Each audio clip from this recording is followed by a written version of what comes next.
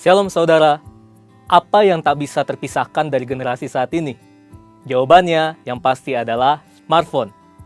Banyak orang beranggapan kini ketinggalan dompet tak seburuk ketinggalan smartphone.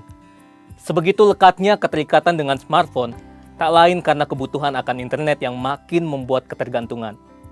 Segala bentuk interaksi online, informasi, hiburan, bahkan transaksi jual-beli disajikan oleh layar kecil di depan matanya. Dr. David Schwem, seorang profesor dari Utah State University, mengadakan sebuah penelitian mengenai dampak penggunaan teknologi terhadap kualitas sebuah hubungan. Dari hasil penelitian tersebut, menunjukkan bahwa penggunaan gadget menyebabkan kerenggangan dalam waktu dan komunikasi, sehingga berdampak negatif dalam kualitas hubungan seseorang.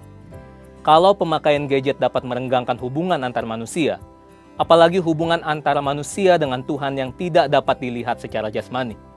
Oleh sebab itu, di dalam Voice of Pentecost kali ini, kita akan membahas mengenai keterasingan di dunia digital. Februari 2018, Barna Research meneliti lebih dari 1.500 anak muda berusia 18-29 tahun yang menggunakan smartphone. Jika dihitung, berarti mereka menghabiskan 115 hari dalam setahun hanya untuk menggunakan gadget. Meskipun gadget juga dapat digunakan untuk mengakses konten-konten rohani, namun survei membuktikan bahwa hanya 5,5% dari waktu tersebut yang digunakan oleh anak muda untuk membaca atau menonton konten yang dapat mendukung pertumbuhan iman mereka. Hal ini menyebabkan keterasingan yang mereka alami di dunia digital. Nah, memang Alkitab tidak pernah membahas keterasingan secara digital, tetapi bangsa Israel pernah diasingkan ke Babilonia selama 70 tahun. Kita bisa mengambil makna dan prinsip dari peristiwa itu.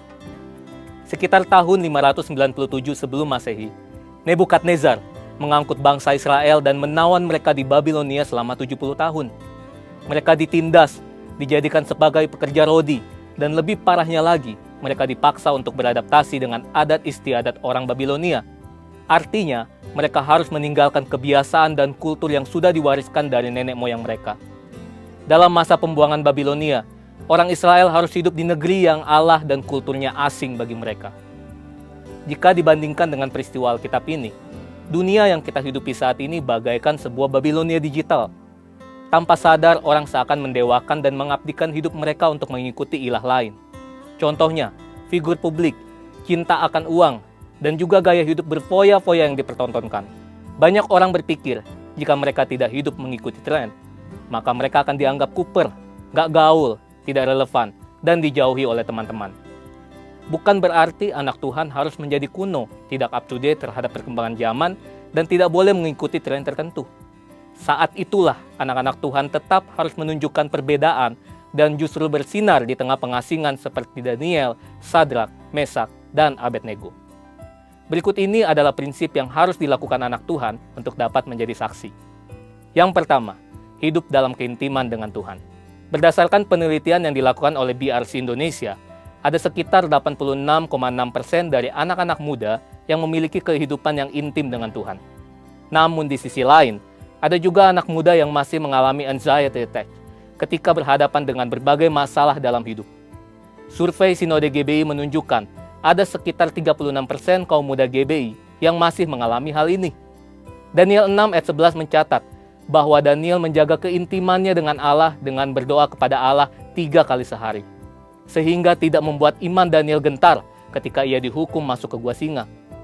Hidup dalam keintiman dengan Tuhan berarti secara rutin berbicara, mendengarkan, dan meresponi suara Roh Kudus dalam kehidupan sehari-hari.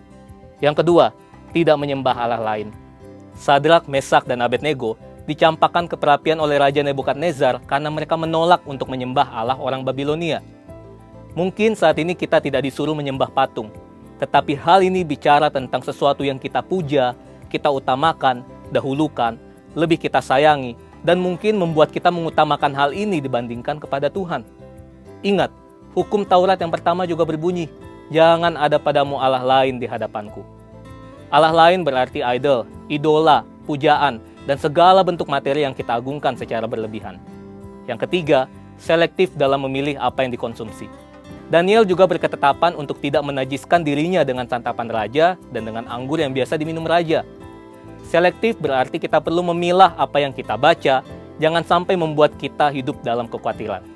Apa yang kita dengar haruslah dapat menyemangati kita dan jangan sampai mematahkan pengharapan kita. Intinya, apa yang kita lakukan dengan tubuh kita dapat berbicara tentang siapa Allah yang kita sembah. Saudara, bukankah ini yang menjadi tugas kita yang hidup di era Pentakosta ketiga ini, yaitu untuk tetap menuntaskan amanat agung di era digital ini? Perkembangan zaman tidak dapat lagi kita hindari. Kita tetap dapat bersinar dan menyuarakan suara Tuhan, asalkan kita hidup dalam keintiman dengan Tuhan. Letakkanlah Tuhan sebagai yang utama, dan milikilah gaya hidup yang berbeda dengan kultur dunia. Saudara, untuk penjelasan lebih lengkapnya dari tim teologi kami, silakan klik link yang ada di atas atau scan QR Code yang tersedia. Tuhan Yesus memberkati.